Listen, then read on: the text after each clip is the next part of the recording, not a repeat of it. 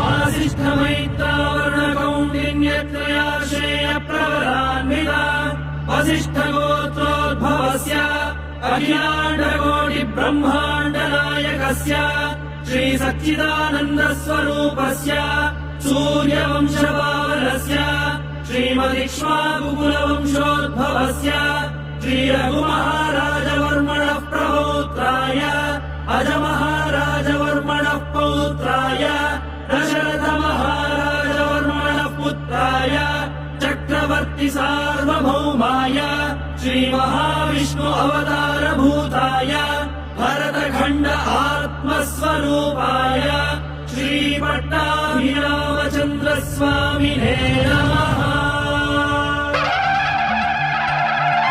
विराजमान है मेरे लल्ला, विराजमान